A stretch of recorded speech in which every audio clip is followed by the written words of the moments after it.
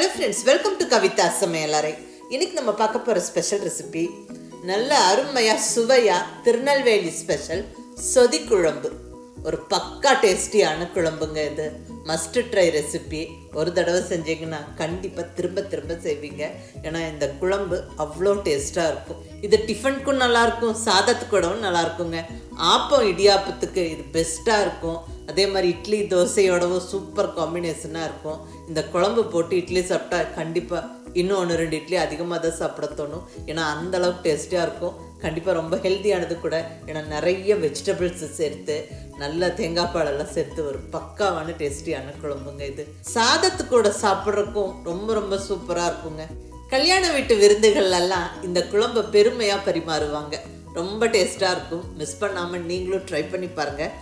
நான் ரசித்து கற்றுக்கிட்ட இந்த ரெசிப்பியை கொஞ்சம் சிம்பிள் அண்ட் ஈஸியாக என்னோட ஸ்டைலில் இந்த சொதி குழம்பு ரெசிப்பியை உங்களோட ஷேர் பண்ணிக்கிறேன்.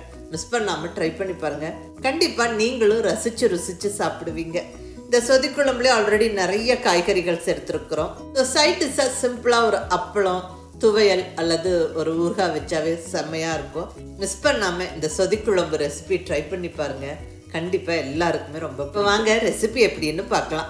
ஒரு சின்ன கப்பில் பாசிப்பருப்பு எடுத்து வச்சுருக்குறேங்க. மூங் தால் சிறுபருப்பு. இங்கே ஒரு கைப்பிடி அளவுக்கு பாசிப்பருப்பு எடுத்துருக்குறேங்க. இது கிட்டத்தட்ட ஒரு 3 டேபிள் ஸ்பூன் அளவுக்கு இருக்கும்.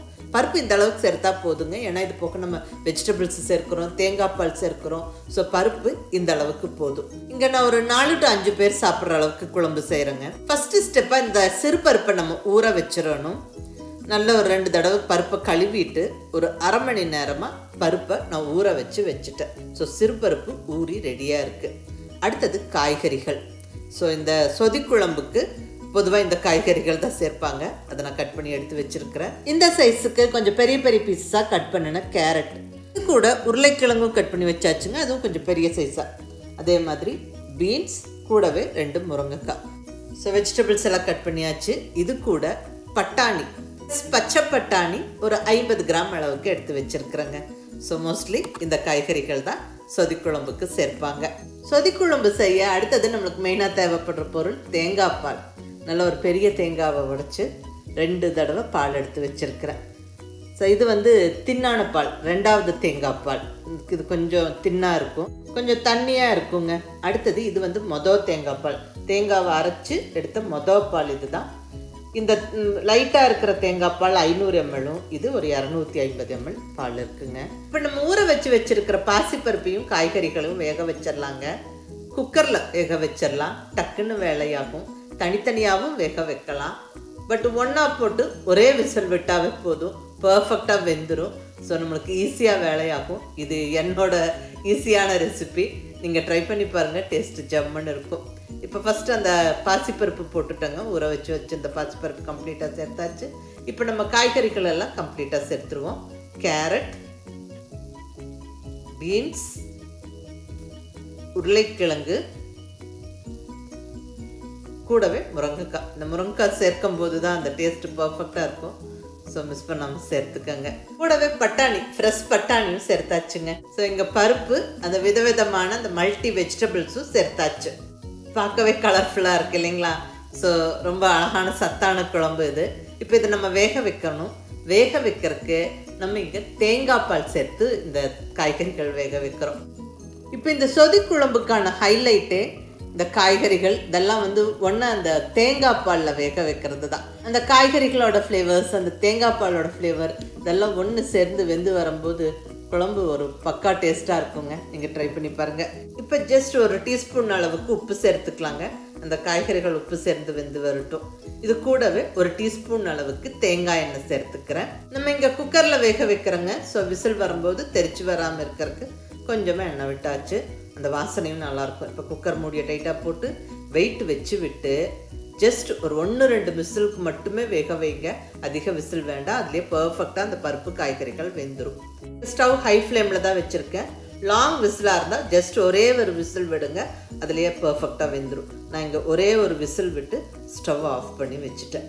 இப்போ அடுத்தது இந்த சொதி குழம்புக்கு அந்த முக்கியமான ஃப்ளேவர் தர இஞ்சி, பச்சை மிளகாவை நம்ம அரைச்சிடலாம்.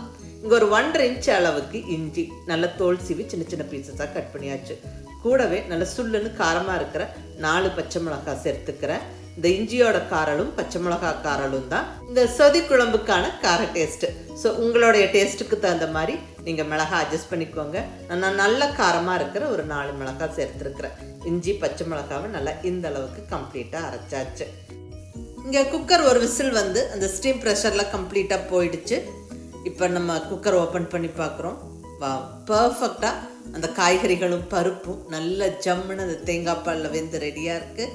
பக்குவமாக வெந்திருக்குங்க. அதாவது காய்கறிகள் அதிகமாக வெந்து குழஞ்சி போகலை, கரெக்டாக வெந்திருக்கு. நம்ம இங்கே ஒரே ஒரு விசில் தான் விட்டோம். ஸோ காய்கறிகள் வெந்து ரெடியாக இருக்குங்க. இப்போ நம்ம குழம்பு தாளிச்சிடலாம். ஸ்டவ்வில் நல்ல ஒரு அடிகனமான பாத்திரம் வச்சாச்சு. இதில் 1 டேபிள் ஸ்பூன் அளவுக்கு தேங்காய் எண்ணெய் சேர்த்துக்கிறேன். சொதி குழம்புக்கு பர்டிகுலர்லி தேங்காய் எண்ணெய் தாங்க சேர்ப்பாங்க. அதுதான் பர்ஃபெக்ட் டேஸ்ட் கொடுக்கும். எண்ணெய் சூடானதுக்கப்புறம் 1 டீஸ்பூன் அளவுக்கு கடுகு உளுந்தம்பருப்பு போட்டு நல்லா பொரிய விட்டுறலாம்.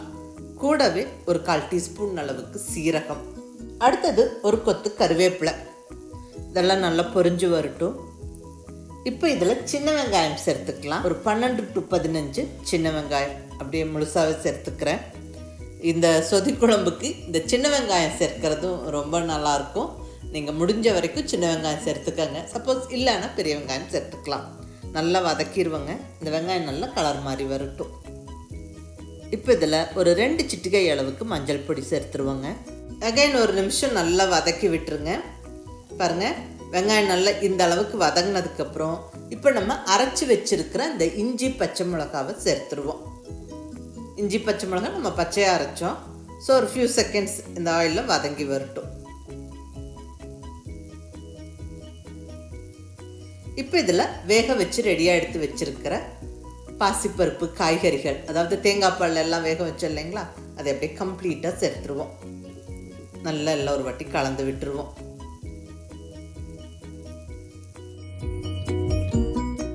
இப்போ உப்பு செக் பண்ணிவிட்டு தேவையான அளவு உப்பு சேர்த்துடலாங்க.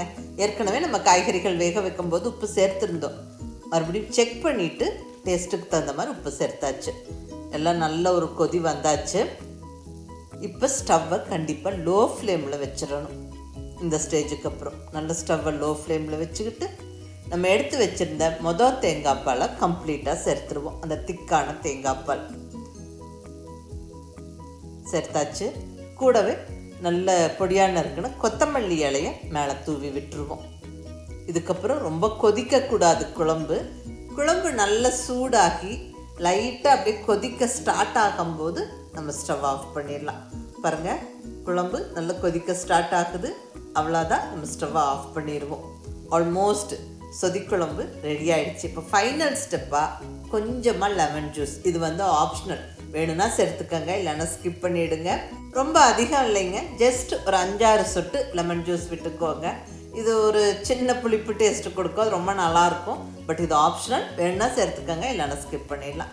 அவ்வளோதாங்க, அருமையான சுவையான திருநெல்வேலி ஸ்பெஷல் சொதி குழம்பு ஜம்முன்னு ரெடி ஆகிடுச்சு. இது ஒரு பக்கா டேஸ்டியான குழம்புங்க. Must try recipe. நிறைய காய்கறிகள், பாசிப்பருப்பு, கூடவே அந்த தேங்காய் பால், அந்த இஞ்சி பச்சை மிளகாய் ஃப்ளேவரோட வாவ் செம்மையாக இருக்குங்க. நிறைய மசாலாஸ் எல்லாம் இல்லை, பட் இந்த தேங்காய் பால், அந்த காய்கறிகளோட ஃப்ளேவர் இதெல்லாமே ஒன்று சேர்ந்து இந்த குழம்பு ஒரு பக்கா டேஸ்ட்டாக இருக்கும். இது கல்யாண விருந்துகளில் ஸ்பெஷலாக பரிமாறப்படுற குழம்பு. நீங்களும் ஒரு தடவை ட்ரை பண்ணி பாருங்கள். ஆப்பம் இடியாப்பத்துக்கு பெஸ்ட்டு காம்பினேஷன். இட்லி தோசையோடவும் சாப்பிடலாம். ரொம்ப ரொம்ப நல்லாயிருக்கும். இட்லிக்கெல்லாம் இந்த குழம்பு செஞ்சால் கண்டிப்பாக இன்னும் 1-2 இட்லி சேர்த்து தான் சாப்பிட சொன்னோம். அந்த அளவுக்கு நல்லாயிருக்கும். மெயினாக இது சாதத்துக்கும் நல்ல ஒரு டேஸ்டான குழம்புங்க. நிறைய காய்கறிகளோட ஒரு சத்தான சுவையான குழம்பு. இங்கே குழம்புலேயே நிறைய காய்கறிகள் இருக்கிறதால ஸ்பெஷலான சைட் டிஷ் தேவைப்படாது.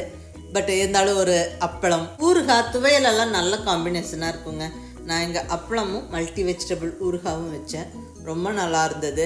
நீங்களும் இந்த சொதிக்குழம்பு ரெசிபியை ட்ரை பண்ணி பாருங்கள். நல்லா ஸ்பெஷலாக சமைச்சோங்கிற ஃபீல் இருக்கும். நல்ல டேஸ்ட்டாக இருக்கும். செஞ்சு பார்த்துட்டு எப்படி இருந்ததுன்னு உங்கள் ஃபீட்பேக் சொல்லுங்கள். பிடிச்சிருந்தா லைக் பண்ணி, ஷேர் பண்ணி, கமெண்ட் பண்ணுங்கள். கவிதா சமையலறை சப்ஸ்கிரைப் பண்ணி என்னுடைய மற்ற ரெசிபிஸும் வீடியோஸும் பாருங்கள். தேங்க்யூ.